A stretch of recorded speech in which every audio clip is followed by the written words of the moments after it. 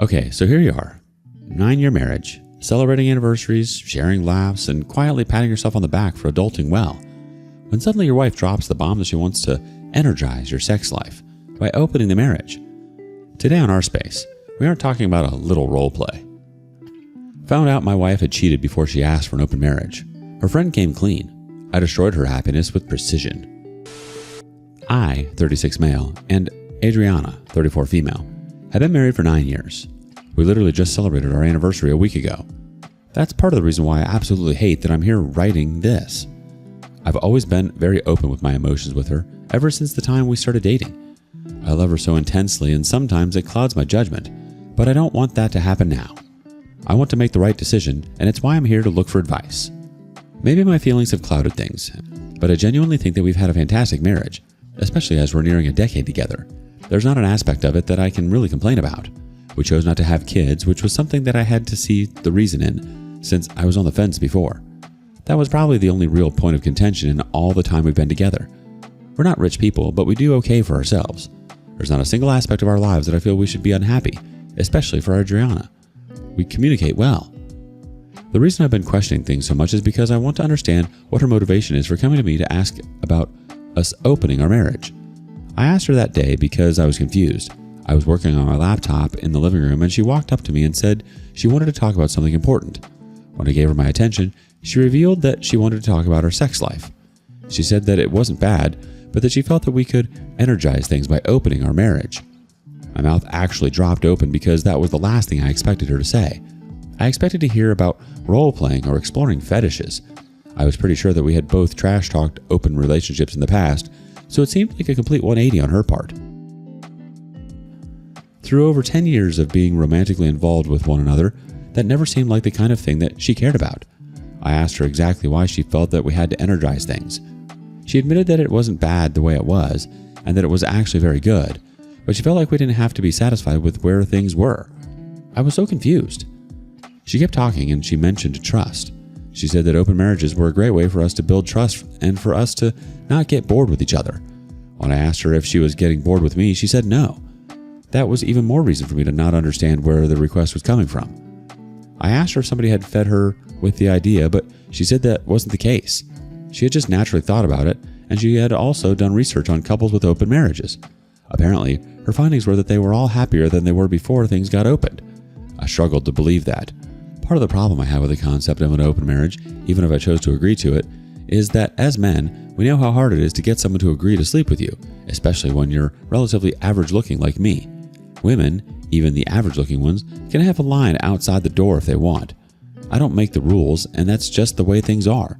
Even if I was a little tempted to agree and open the marriage, that would have been a major thing that stopped me. I let her know that I was going to think about it, and that the answer seemed to be good enough to her. But honestly, there's very little for me to think about regarding agreeing. The only thing I've been thinking about is why this came up all of a sudden. I've gotten paranoid about my performance in the bedroom because if you love someone and your sex is good enough, then why exactly do you want to start sleeping with random men who may or may not please you the way you want to be pleased? Pardon my French, but it is whore behavior to me. Maybe get all that out of your system when you're in college or when you're not in a relationship, but don't do it when you have someone. I know that the advice is always to immediately walk away from someone the moment they ask for an open relationship, but I love Adriana so much, and that's a hard choice for me to make. I'd rather just tell her no and move on with things, but all the stories that I have read make that out to be a very stupid move, so I'm really split on how I should proceed. I appreciate any advice that I can get here. Don't be afraid to tell me I'm being a fool or that I should grow a pair. I can take it. I just don't want to end up making a huge error in my life, whether it be letting her go so easily or sitting around and being a cuck. Update 1. Since the time I put my last post up, things have taken a turn that I couldn't have seen coming. I was wondering why my wife suddenly wanted us to have an open marriage so badly, but I know why now, and the only reason I know is because someone had the conscience to let me in on the truth. Adriana asked me whether I had finished thinking just once since we had talked, and I told her I still needed time. To be honest, I think that I was delaying what I didn't want to do. However, the day after that, a friend of hers reached out to me. I'll be changing her name here just in case Adriana somehow finds this post, but her name for this will be Sam. She reached out to me on Instagram for some reason, even though I had her number. I didn't think that it was weird until she had said that she really had to talk to me. She said that it was important and she wanted us to meet in person so she could explain everything well. She's not someone that I'm wary of, so I accepted the invitation, and I made time to meet her the next day without Adriana knowing about it. She told me that she was sorry for being so cryptic, but she wanted to tell me something, and she didn't want to have any records of being the snitch.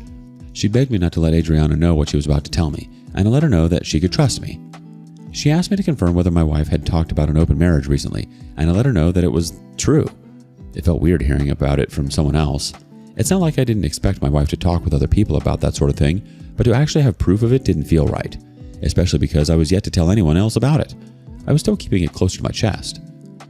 She said that she knew the reason why she was so insistent on us opening things up.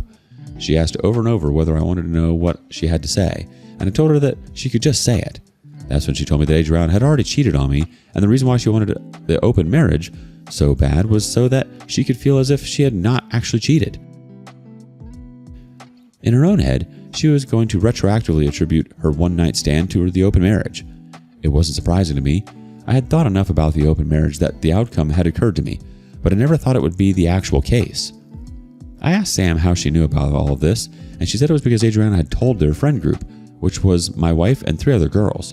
She had regretted it, she admitted, and it happened because she drank too much and she started to act easy around some of the guys that were at the bar they were at. She didn't know the name of the guy she slept with, and she had told the girls that she didn't remember most of the actual act, so it wasn't even worth cheating for. The girls told her off for it and said that they had warned her to slow down that day, but she didn't listen to them. Adriana asked them for advice, and one of them said she could let it go. Sam and the other one said that if it was bothering her that much, she had to admit it. She said she was scared that I'd divorce her if she did, but they said that she had to come clean if her conscience was eating at her. Sam had suggested that Adriana vowed to me to quit alcohol and bars for life, but she didn't seem excited about that idea. In the end, the topic died down, and a week later, Adriana came with what she thought was a brilliant idea. She was going to ask me to open the marriage. She said in the messages that I was a lover boy, and that I was probably going to do it if she really laid out the pros. She clearly thought that just because I love her so deeply, it meant that I was going to be a fool, and I took offense to that. I asked Sam why she had decided to come and tell me. She said she couldn't really explain, but she had a guilty conscience. We had met several times, and she knew I was a good guy who didn't deserve that kind of betrayal. The open marriage wouldn't erase the infidelity from Adriana cheating. It would just open me up to even more pain when I had to withstand my wife sleeping with all sorts of people. I thanked her for helping me out, and I made sure she knew that I wasn't going to expose her. I deleted the messages from her on Instagram, and she did the same. After that, I went back home. I wanted to confront her so badly. I can't lie, but I had to hold back because it just wasn't time yet. I didn't have any evidence of her claims because I couldn't throw her friend under the bus. I told Adriana that I was going to go along with the open marriage, and she was so happy about it. She hugged and kissed me and said that it was going to be fun. She said I could always tell her if I wasn't enjoying it anymore.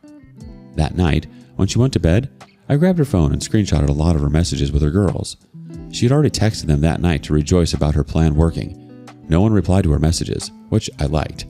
I remember wondering how I ended up with the worst one in that group of friends. Now that I have evidence, since she admits to her one-night stand in the messages, I'm going to get a divorce lawyer, and after that, finally confront her. I've been itching to do it, and I hope I'll be able to keep my emotions in check when the time comes. It wasn't about boredom, dissatisfaction, or even exploring something together. It seems like she was trying to retroactively justify something that already happened. That changes the dynamic entirely. Open marriages can work for some people, but in this case, it wasn't about growth or mutual exploration. It was about covering up infidelity. Update 2. I've finally been able to confront Adriana. As a quick refresher, she cheated on me. I had no idea, and then she came asking for an open marriage as a means to feel like she never actually cheated on me.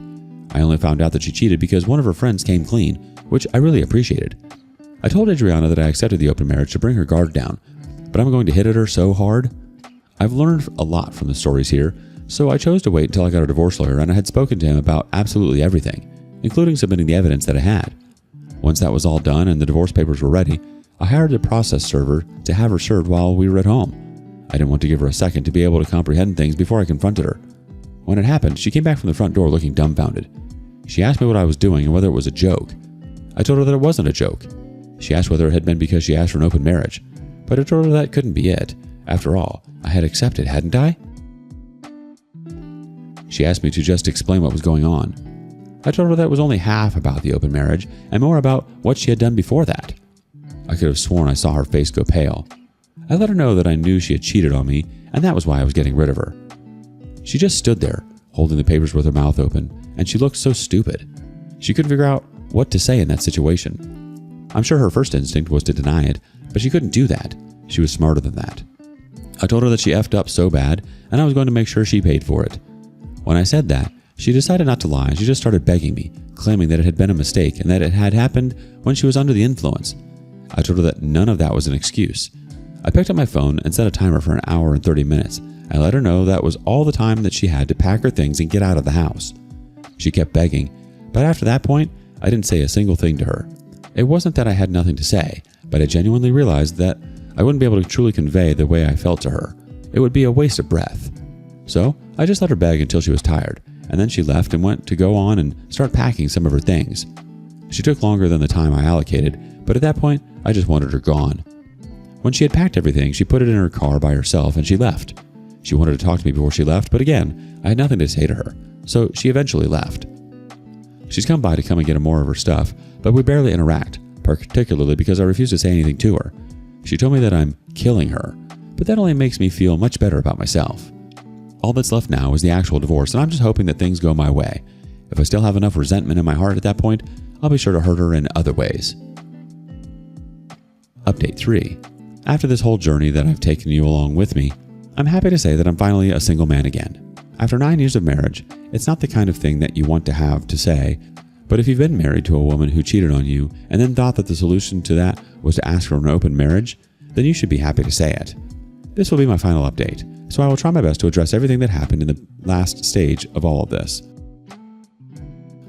The most important thing for you to know is that the divorce went relatively smoothly for me. We had to go in front of a judge because once the thing actually started, she went the way that most cheating spouses go and she started getting petty.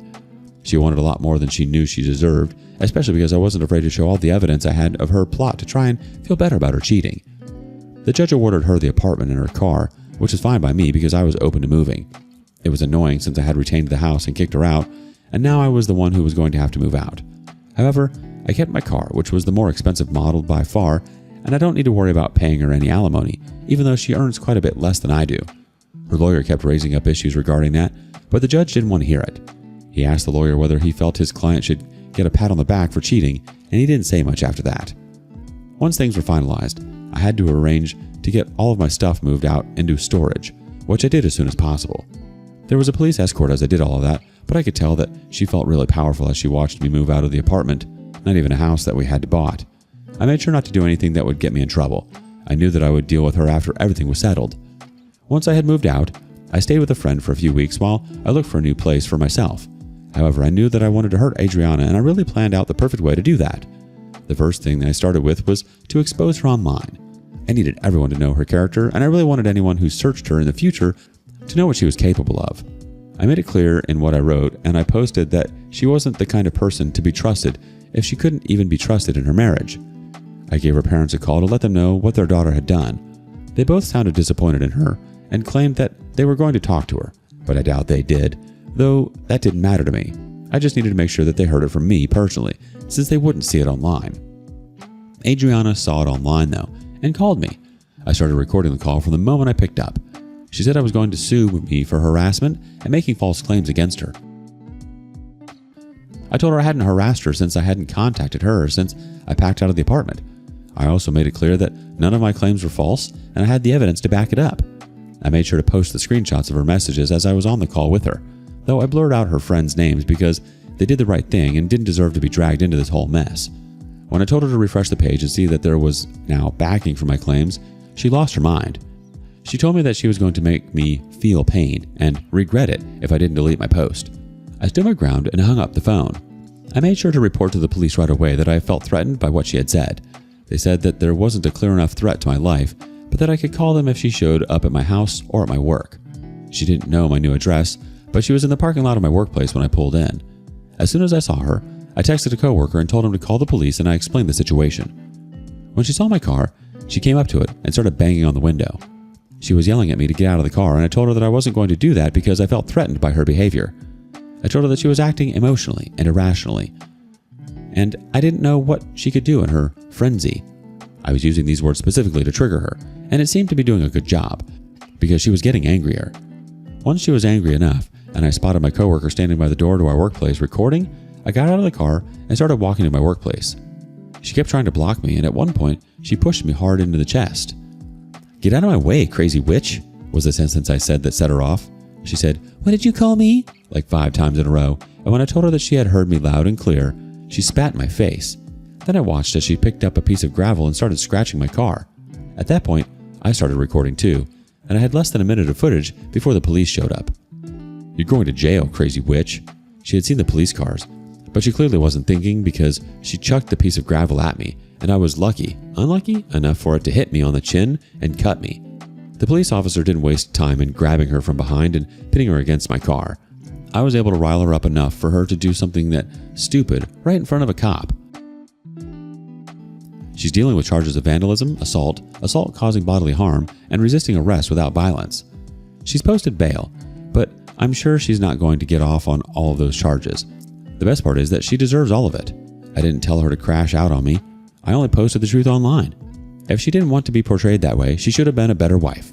It's not that hard to not cheat. The only time she has spoken to me was when she called, drunk, asking me whether I was happy that I had destroyed her life. I told her that she had destroyed her own life, but I didn't mind watching it. I told her not to call me again or I'd get her charged for harassing me too.